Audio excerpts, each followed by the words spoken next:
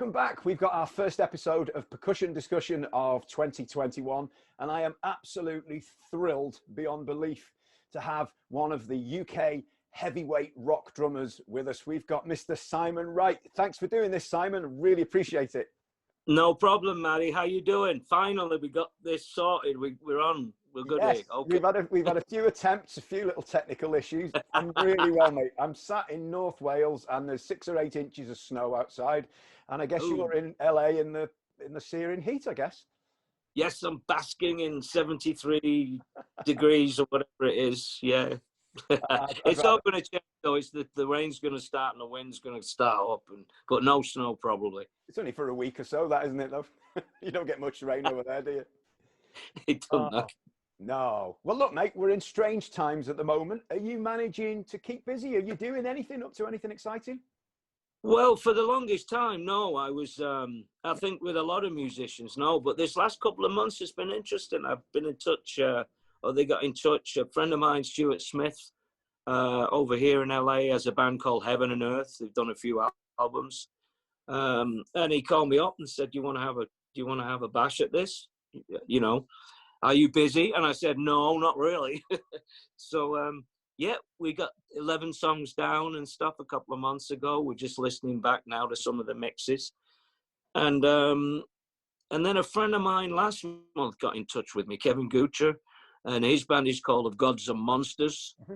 And it's good to be playing with my bass player colleague from Dio Disciples, Bjorn England again, and then Ira Black on guitar from all those bands.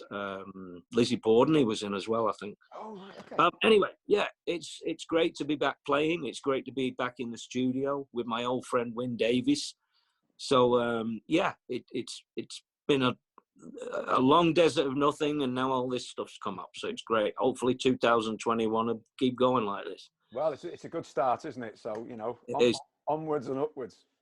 So that's what you're up to at the moment, which is amazing. You're keeping busy. Now, if you don't mind, I'd like to go back to kind of 1980-ish, something around then. I don't know. When did you actually start playing? When was your introduction to drums?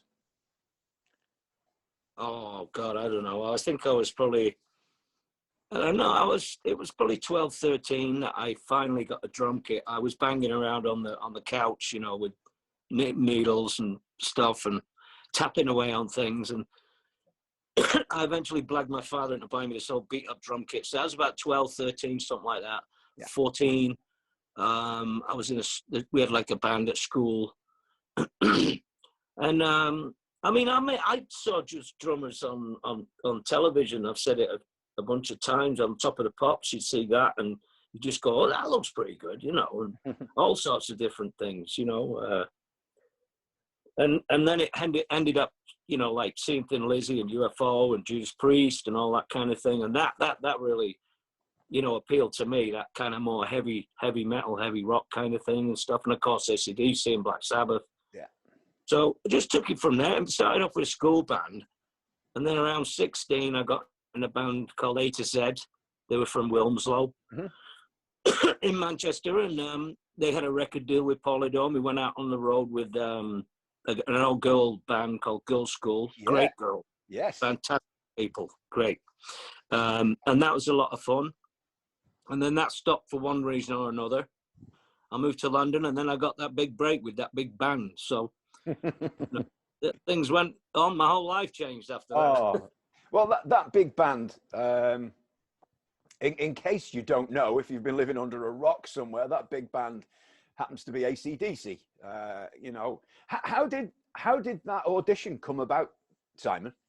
It was a friend of mine showed me an advertisement. I was just hanging around in London doing nothing, you know, and the advertisement said, drummer wanted, if you don't hit hard, don't apply. So she said, well, you hit hard, don't you? And I went, yeah, you know. So, but I wasn't really interested. But she, you know, I called in and I got an audition and went down, and it was just a drum tech with a drum kit and a PA, and you had to play along to 3 songs, you know. And it was Led Zeppelin, Black Dog. That one was pretty tough because of the count, you know, and the stops. Yeah. There's not much of a count going on. There is, but so yeah, it was that one, ZZ Top Tosh and Shoot the Thrill, ACDC, and I finished, and he said that was great, you know. He's a Welsh guy. That was bloody good, you know. So he said we'll be in touch, and I went, all right, okay. So I'm sitting at home. I go back, and about 3 hours later, he calls back and he says, "Can you come back tomorrow?" And I said, "I can't really come back. I've got no money." He said, "Well, don't worry about that. We'll get yourself in a taxi and we'll pay for it and stuff." So I did that. Next day, I went down and he met me in the lobby, and he said, "Yeah, just follow me, you know." And we went to a different part of the rehearsal place, and we're walking down on the corridor, and there's all these flight cases with ACDC on them, and I sort of tapped him on the shoulder, and I went, "You got to be joking, right?" And he kind of looked at me and went, "No, no, no." I went, "Oh fuck," you know. So I keep going, and he opens the door, and it opens up, and there's Angus and Mal and Cliff, and Brian wasn't there. Apparently, he was back in Florida dealing with something else. But you know, they were great. I mean, they were just normal people. There were no rock star stuff going on or anything like that. You know, just really down to earth. And they asked me. They said, you know, "What tracks do you know? And do you know anything?" And I said, "Yeah, I know a couple." So we blasted through 3 or 4 or 5. And then we stopped for a bit, and you know, they all said, "Great, really great," you know, and then they sort of went off and sat down and stuff. So I assumed I better follow them then, you know, kind of thing. You know, so I'm sitting there, and they started talking about the tour, and this whole conversation they were having with themselves seemed really private, and I wasn't sure. I was like, "Should I leave now, or am I eavesdropping?" So I sort of tapped Mal, and I said, "Does this mean that I'm in the band?" And he would look around and go, "Yeah, it looks like it, doesn't it?" So I'm like, "Fuck it," you know. Oh. And again, I've said this story a lot of times, but I couldn't wait to get out of there to make phone calls and tell me dad or whatever, and my mates, you know. Like, I can't imagine how that felt. I mean, it's the dream, isn't it? That. At the time it was so low key, the whole thing. I mean, I knew who ACDC were once I knew who I was going to play with. Yeah. But they were so under. You know, there were no rock star things or anything. There was like people you'd known for all your life, you know. Yeah. And that made it so much easier. It was afterwards when I got out, I'm going like, "Oh Jesus Christ, what just happened?" You know, it was like. Did you know that Phil Rudd was no longer in the band at this point, or was it common knowledge that he'd gone? No, that was the other thing. That's a good point. No, it really wasn't. They weren't letting anything out. As far as I can remember, anyway, I wasn't expecting it to be AC/DC. I wasn't on that prowl to get in the band. I had no idea who it was when I first auditioned with the drum tech. I had no idea. So yeah, huge surprise. It's incredible, isn't it? It really is. I mean, who's the first person you called when you got out of there? I have to ask. My dad. Told me dad, because my dad knows music. I used to, you know, hound him with it, you know, all those UFO and Thin Lizzy and all that stuff and everything. And he said, "You did what?" I said, "Well, you know AC/DC, you know that band we saw on Rock Goes to College, Dad?" And he was going, "Yeah, they were bloody good." He said, well yeah, I've just played with them, and it looks like I've just joined the band." And he's like, "That band that did Back in Black?" I said, "Bloody hell." You know? What a lovely call to make. Wow. Isn't that something? So yeah. So I guess, so the first album you did, was it Fly on the Wall? Have I got that right? Yeah, that's the first one I recorded. I toured the Flicker the Switch tour and did the songs off that one, but I didn't record on Flicker the Switch. Of course, yeah. Yeah. So I was thinking about this before, and how did, obviously you'd rehearsed and rehearsed, how did that first gig, stepping on stage with AC/DC, feel? Because, you know, mere mortals like us watching this we don't know stuff like this. Well, It wasn't as terrifying as you'd think, because like I was, you know, it was just like at the rehearsal. I mean, everybody's down to earth with that band, and that includes the crew, the lighting crew, you know, the sound crew. Everybody's mates, you know, and you know, like my drum tech, who's still their drum tech today, and he was before he became my drum tech. He was Phil Rudd's drum tech. He said to me, he said, Simon, when those lights go down, it's going to get really loud, you know. And he wasn't wrong. It got like deafening, you know. I think the first show, if I remember right, was at the Saddle Dome in Calgary. So I'm there waiting to go on, and we're all just chatting away and having a laugh. Brian Johnson's got 20 jokes a minute, you know. And then all of a sudden the lights go down and there's this roar, and it's just like, oh, fucking hell. You know, but they're all patting you on the back and come on, let's get up there and do it, you know, get it done so we can have a beer, you know. Wow. And yeah, it wasn't as terrifying as you'd think, but it was great. I mean, it must have been a real buzz, though, a thrill to finally, after all the rehearsing, to finally get out and do it. And you know, had you been announced at this point? They announced that they've got a new drummer and what have you, or was it just you turned up and did it? Can you remember? Oh no, they announced. Yeah, of course they announced it. They announced it before the Flick of the Switch tour. Yeah. And yeah, I mean, I got lots of phone calls and stuff, congratulations and all the rest of it and stuff like that, and it was great. But then was the hard work. You know, it's like, you know, it's nice. You travel nice. You stay in nice hotels. You play the big audiences.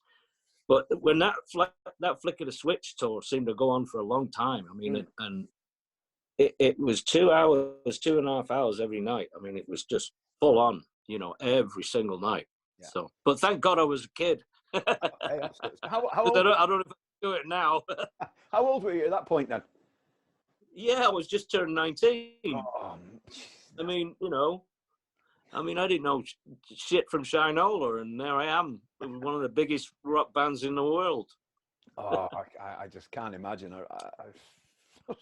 Were you treated as an equal member of that band, or were you kind of obviously you're a new member? Were you kind of more of a sideman, or were you invited in? You were a member of that band, and that was that. I was paid to be the drummer in that band. Yeah, and that's what I did. You know, I wasn't involved in any of the business. I wasn't involved in any of the, let's say, t-shirt sales or any of that, and I wasn't involved in any of the finances of the band. Yeah. So you just had to worry about playing drums, and that was that. That was that. Yeah. That's cool. Well, you've played on some greats. I mean, one of my favorite songs is "Shake Your Foundations," and that's one of your masterpieces. It's a great, you know. You look at the albums. I mean, there's great stuff on all of them. Who Made Who? I know that it's a bit of a strange album, that one, isn't it? There's tracks taken from everywhere, isn't there? Yeah, that I wish that would have been more of an original album. Original songs, I mean, ended up being a little bit of a, you know, greatest hits package stuff. But yeah, it's not for me to say, not for me to deal with. You know, I didn't pull any of those. I didn't. That wasn't my call. No. But it was a strange period when I was in the band. I got to be honest with you, Matt. I mean, it was, you know, they'd had so much success with Back in Black and, you know, For Those About to Rock, and there were a lot of changes going on in the whole business of that band, you know, and I think it was a changing period for them too, you know. Yeah. With Flip Switch, they produced that themselves. With Fly on the Wall, they produced that themselves. Then they brought in George Young and Harry Vander for Who Made Who and Blow Up Your Video, which was great. Those guys are amazing. Yeah. Genius. But things that I got caught in this big change that was going on. So yeah, those albums didn't sell as massively as Back in Black or For Those About to Rock. No. But how long can you keep that going, selling that many albums? Yeah, every time. No band does that all the time. You know, the Rolling Stones don't. You know, Black Sabbath. You know, you can never have that much success massive success all the time. Okay. I'm sure though it didn't affect audiences for turning up at shows and stuff. I bet No, it never affected that. No, it was that was the thing. The live shows were pretty much always sold out, you know. It was always a great turnout and great shows. Yeah. Incredible. Did you have to change your drumming style to suit? Because obviously not any drummer can sit in and play for ACDC, because it's not. What annoys me is when people say ACDC, it's easy stuff. It's not. No. Getting that to sit right and feel right, I can imagine, is pretty tricky. Well, that's what I had to change a little bit. I mean, I had to really, you know, because I really wanted to get it right. Obviously, you know, I mean, there you are on the big stage, and it's your first big show, whatever you want to call it. So I listened, and it's not about technical ability. It's about the groove of the song that you have to get right, as best you can. And that's how I approached it, every single song. You know, I mean, even with the songs that when we played live that I'd recorded, I kind of slapped in this sort of like live groove thing that you get after playing like Sin City or something, or, you know, the way Phil played and stuff like that. Like you say too, I mean, the way Phil plays is just remarkable. The feel that he has, amazing player. It's almost a swing to it, isn't there? It is. You know what? I don't know what it is. It is that, but I don't know. I can't explain how he did it, or it's just him, the way he plays. Yeah. And it's like, God, man, that's just makes it rock. You know, that's the important thing about playing drums in ACDC. You got to make it swing and rock. And I did the best I could. So, yeah. So, in fact, I saw a video. It must have gone way back, this one. I don't even know where I saw it, and it was a rehearsal video from probably a VHS, and you were playing what was it? I think it was Messing with the Kid. Do you remember that? And you're smoking a fag in it, and it's just such a I mean, that's proper full-on blues, and they did it justice. I don't know if you ever did it live, but it's great fun to watch. No, that was what's called boredom, when you're waiting for the camera crew to get the cameras right. Got you. Wow. We just started jamming away blues. We'd do that a lot, even in rehearsals. You know, it was just, you know, Mal was always playing, Angus was always noodling around and playing and stuff. And obviously they love the blues, they love the Rolling Stones and all that stuff, you know. So yeah, just started jamming, and Brian started singing something, you know. It wasn't planned or anything. It was just we're waiting again and again, you know, waiting. And so you just keep jamming. Oh, well, I tell you what, it's amazing. And I mean, I think it was Blow Up Your Video. That was the final album you did, wasn't it, with ACDC, as far as I'm aware? Yeah, it was the last one. Yeah. It's a great album, Heat Seeker. What a great tune. Yeah, that's some good tunes on that one. Oh, it's a really, really good album, that one. So in the end, what happened towards the end of your tenure at ACDC then? Did you leave, or did you just had enough, or did I leave, or was I fired? Well, I don't like asking that, but you know, I don't remember. No, no, you know, it was a bit of both, to be honest with you. I mean, I'd been playing with the band for about 8 years, and you know, it's nothing to do with the songs. It's just that it actually is that it was that style of drumming. You know how your creativity needs to be, you know, fed, I guess. Yeah. And I needed really to go on and do different things and play more and experiment and just play other stuff. I mean, it was a little difficult to you know, kind of organize it all in my head. But you know, thankfully I had a friend who knew Ronnie, and that worked out great. So I managed to move on without much, you know, trouble, or whatever you want to call it.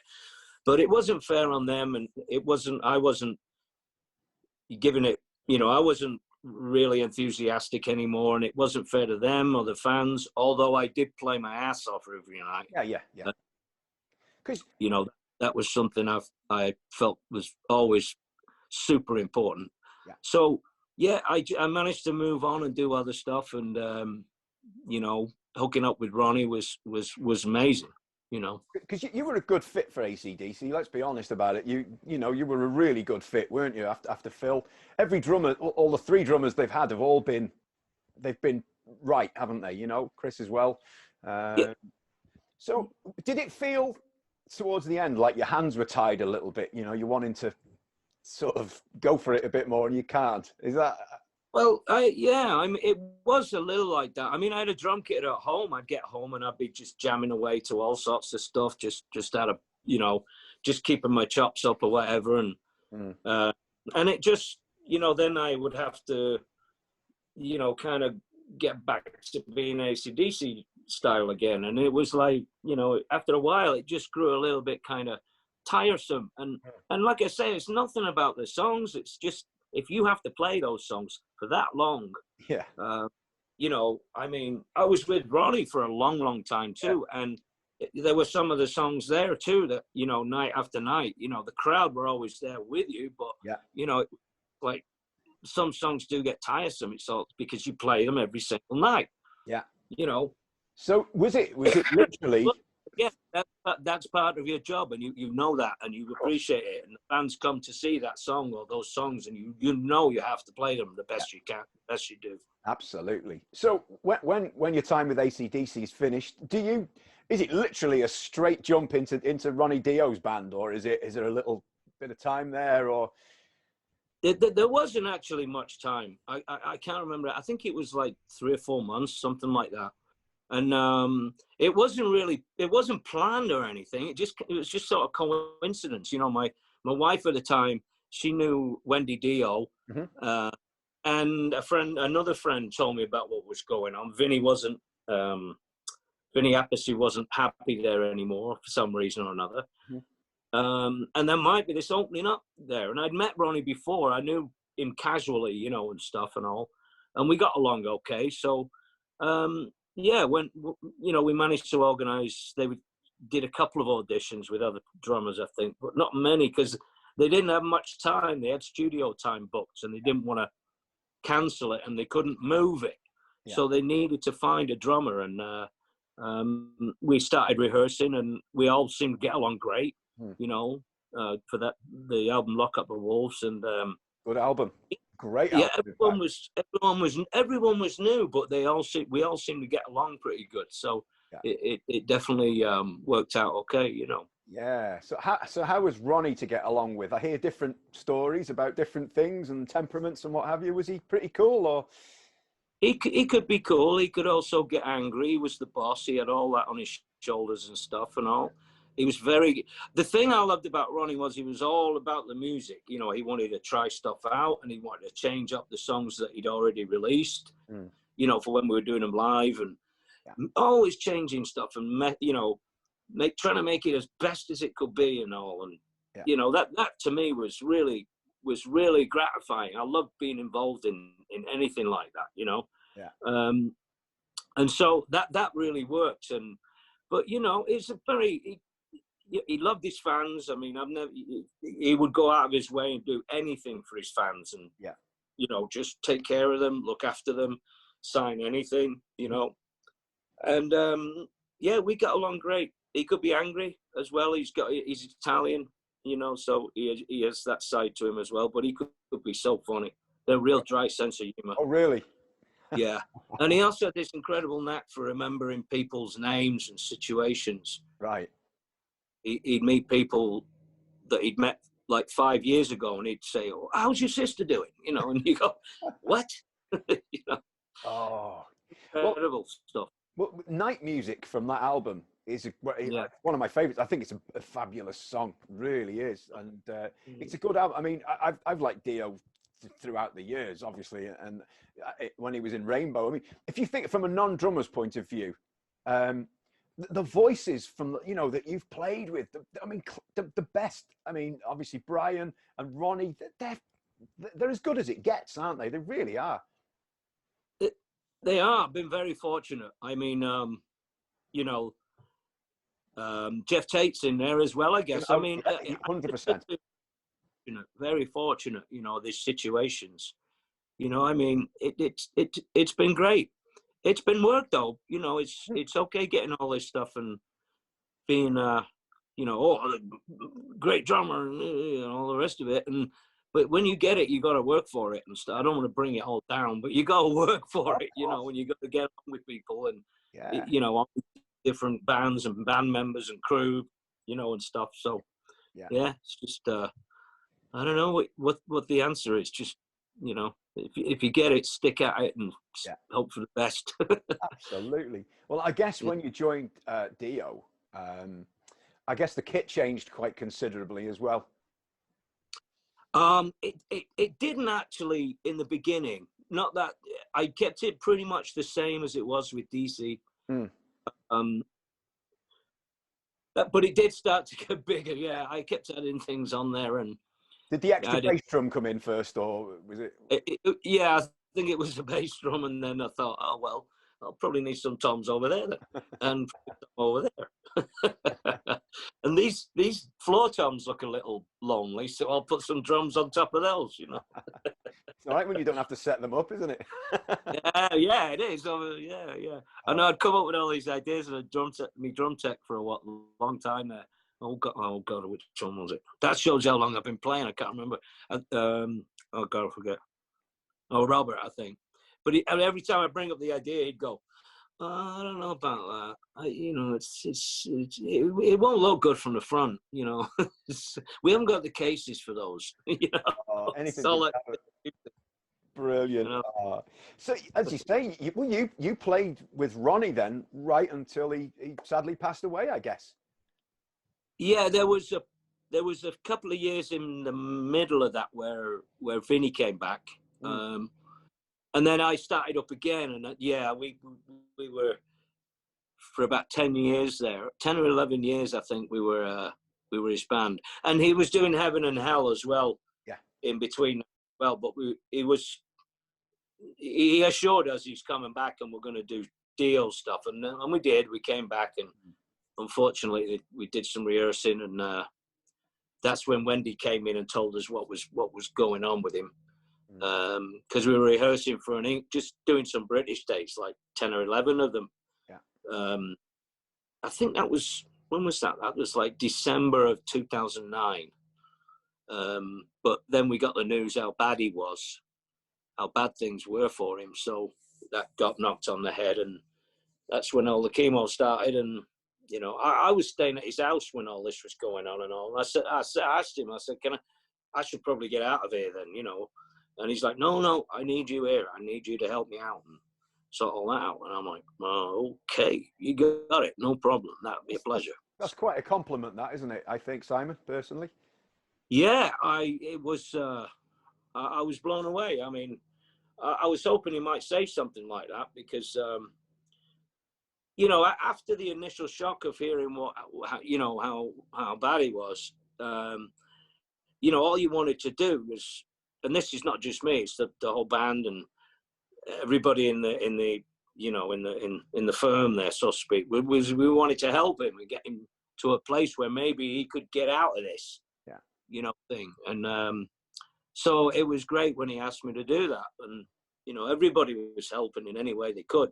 Yeah, of course. But it was hell of an experience. But I would love to think, and I'm pretty sure that if I'd have had that situation, he would have helped me. So it seemed like the right thing to do. Yeah, no, it's definitely. So obviously, I know you've done the Dio Disciples thing since, which is a great tribute to the guy. I mean, who gets the unfortunate task of singing all the Dio songs in that band? Because that's big shoes to fill, isn't it? You know, I know it's not Dio, but yeah, well, we did think about that. We really did. We wouldn't put anybody in, you know, that it could turn out to be a really horrible situation. But that's why we opted for having two singers, both strong singers. In the beginning, it was Toby Jebsen. Oh, okay. He came over. He was recommended by our European agent at the time, And the other guy was Tim Ripper Owens, who we'd known for a long time. He knew Wendy and Ronnie, Tim. They'd been friends. They would have conversations on the phone, you know, like, what's going on, you know, and should I do this? Should I not do that? So, yeah, that really worked out well. That was how it started. And, you know, with that band, it was still a, you know, we weren't sure what to do. We knew we all felt we needed to do something. We couldn't just walk away and not do anything. So we sat down with Wendy, and she said, well, if I think you're right, I think you should carry on with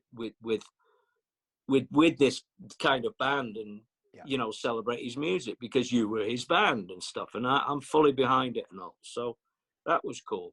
And we started out, and you know, it was fantastic. The only trouble with having two singers is they want to do, like, you know, all these songs, and I'm like, look, we're not doing 34 songs in one set. Dear me. No, it wasn't. I mean, but you know, it was great actually, because of the you know, the content obviously that Ronnie had written over the years and stuff, and the great albums. But these guys weren't trying to imitate him, so they had this different voice, so we could delve a little deeper and do songs that hadn't been done in a long time, or maybe not even at all. Yeah, so absolutely. Cool. I mean, obviously you've got your standards, your holy divers and the what have you, which you've got to do, haven't you? But yeah, as you say, it's nice to dig a little deeper, and yeah. Amazing. And then, so I know we mentioned Geoff Tate before. How did that come about? Obviously, was it him solo first, and then was it Operation Mindcrime after that, a few years after, or is it the other way around? I forget. No, you're right. You're right. First, it was Geoff Tate, Queensryche, and then Operation Mindcrime. Yeah. But no, I was in the middle. I wasn't really doing anything actually. I mean, I forget why, something was going on. But anyway, I always in touch with Rudy Sarzo and stuff, and he got hold of me, and I'd mentioned I'm kind of on the hunt for something, and he got hold of me. He said, "Well, what do you think about Geoff Tate, Queensryche and all?" And I said, "Well, I thought Bobby Blotzer was doing that." He's like, "Well, no, that's not really working out for one thing or another." So I said, yeah. And, about an hour later, Geoff calls me, and he's going, are you really interested in this? This could be really good. You know, it's a little progressive, but, you know, Queensryche music has always been that way. And I'm like, well, I'll have a go. Of course I will. Yeah, thanks, Geoff. And I'd known Geoff casually a long time ago, meeting at festivals or whatever.